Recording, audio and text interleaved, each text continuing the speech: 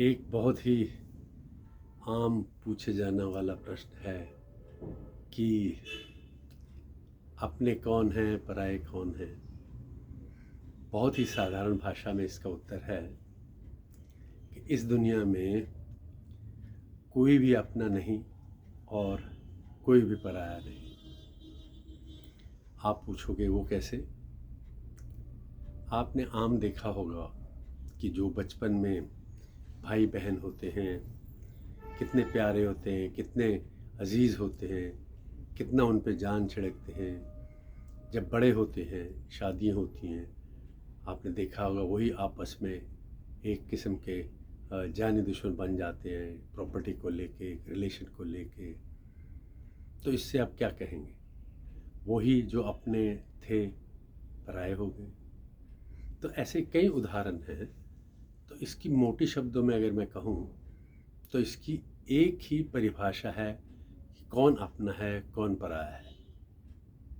सबसे साधारण भाषा ये है, जो आपको फ़ायदा पहुंचाए, जो आप जैसा हो, जो आपको रिस्पेक्ट दे या जो आपका आत्मसम्मान रखे, वो आपका अपना है। चाहे वो कोई भी हो, कोई रिश्तेदार हो, दोस्त हो, पड़ोसी हो, जान पहचान वाला हो, सफ़र में कोई मिला हो, कहीं भी हो, उससे आप बड़ी जल्दी घुल मिल जाएंगे और वो आपको अच्छा लगेगा। और जिससे आपको नुकसान हो, जो आपके विचारधाराओं के अनुकूल ना हो, वो आपका लगेगा नहीं, मेरी इससे नहीं बनती, ये मेरे लायक नहीं है, ये डिफरेंट है। और कई लोग तो उसको कह देते हैं नहीं नहीं ये तो मेरा दुश्मन है। थोड़ा सा ज़्यादा विचारधारा में अंतर आ जाए, आपस में सहन शक्ति कम हो जाए तो आम ये हो जाता है। सिर्फ दो लफ्ज़ों में कहूँ, इस संसार में कोई भी अपना नहीं, क्योंकि मैंने अपनों को दुश्मन बनते हुए देखा है और दुश्मनों को अपने बनते हुए देखा। ये सिर्फ आपके जीवन की प्रायोरिटी की बात है कि आप जीवन में किस चीज़ को प्रायोरिटी दे रहे हो। मान लो आज आपको प्रायोरिटी दे रहे हो प्यार मोहब्बत को, तो आपसे जो प्यार करेगा वो आपका अपना हो गया। तो एक दिन क्या हुआ, अचानक एक छोटी सी बात पर उसने आपको कुछ कह दिया और आपसे एकदम दूर चला गया। अब बताइए कि वो कहाँ रहेगी चीज़ जिसे हम अपना कह रहे थे।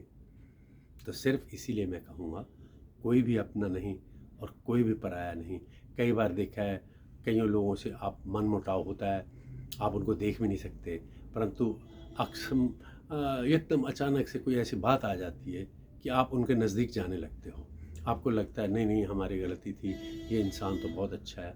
या फिर आपको किसी चीज़ की ज़रूरत पड़ गई उससे, तो आपने वो जो दुश्मनी थी, जो मनमुटाव थे, वो साइड में रख के उससे अपनी दोस्ती करनी चाहिए, क्योंकि आपको उससे कुछ चाहिए था।